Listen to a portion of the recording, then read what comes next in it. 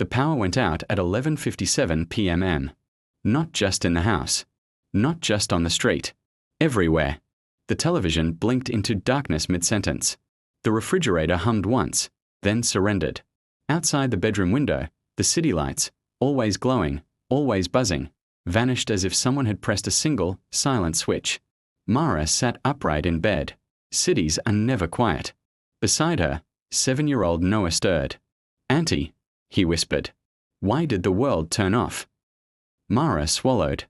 "It's just a blackout," she said gently, though her voice didn't sound convinced. But then something stranger happened.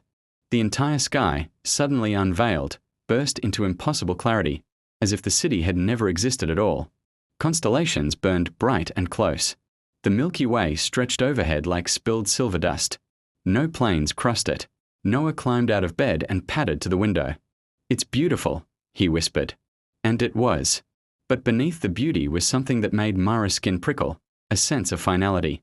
Her phone wouldn't turn on. Neither would the battery-powered lantern in the hallway. The digital clock on the stove remained blank. Even the old wind-up radio she kept in a drawer refused to crackle. It was as if energy itself had been gently removed from the world. No explosions. No alarms. No panic. Just quiet. Deep, endless quiet. Noah tugged at her sleeve. Mara hesitated. She had been putting him to bed when the lights went out. He always insisted on one last story. Never short, never rushed. "One last one," he repeated softly. She looked out at the stars again. For some reason she felt, deep in her bones, that he was right. One last story.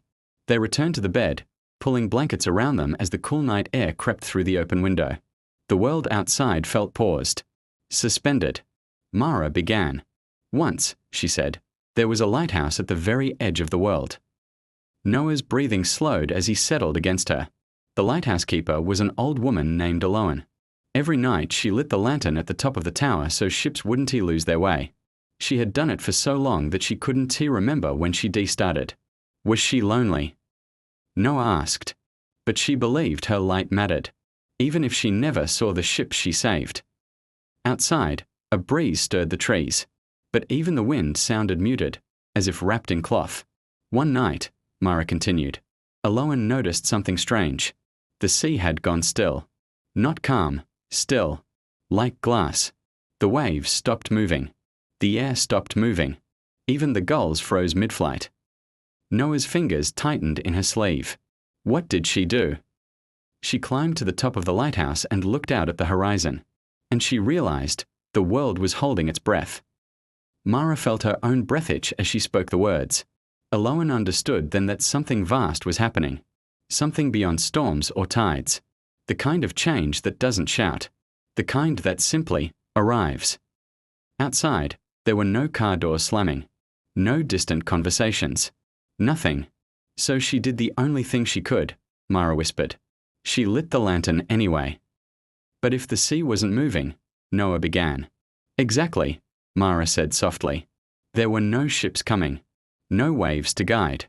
No one to see it. Then why light it? Because sometimes, Mara said, brushing hair from his forehead, the light isn't for others. Sometimes it's so the darkness knows it doesn't win without a witness. Noah was quiet for a long time. Did the world end? He asked finally. Mara looked toward the window again. The stars seemed closer now. Brighter. I don't think it ended, she said slowly. I think it changed. How? In the morning, she continued, Aloan climbed down from the tower expecting to find everything gone. But instead, she found something new. What? Silence, Mara said. Not scary silence. Not empty silence. Just a reset. The noise of the old world had faded. And in that quiet, she could finally hear things she'd forgotten. Like what? The ocean breathing again. Slowly. Gently. A different rhythm. Not the one she'd always known. Noah yawned. Was she afraid? Yes, Mara admitted. But she stayed. Outside, the sky shimmered faintly, a subtle pulse of light along the horizon, like dawn trying to remember how to begin. What happened next? Noah murmured. Aloan realized something important, Mara said softly. The world wasn't asking her to stop being the lighthouse keeper. It was asking her to become something else. Like what? A storyteller, she said. Because when the noise fades and everything goes quiet, stories are what keep the light alive. Noah's breathing deepened. His grip loosened. He had fallen asleep. Mara lay still beside him. The air in the room felt charged, not with electricity, but with something older. Something vast. Outside, the horizon brightened, not like sunrise, but like the sky itself was remembering how to glow. And for the first time since the power vanished, Mara didn't feel fear. She felt small, but not alone. She rose carefully from the bed and walked to the window. Across the city, across the world, perhaps, there were no lights, no screens, no engines, just starlight and a slowly growing silver shimmer along the edge of everything. The quiet no longer felt like an ending. It felt like a pause between chapters. Behind her, Noah murmured in his sleep. One last story. Mara smiled faintly. Maybe that's what the world had needed all along.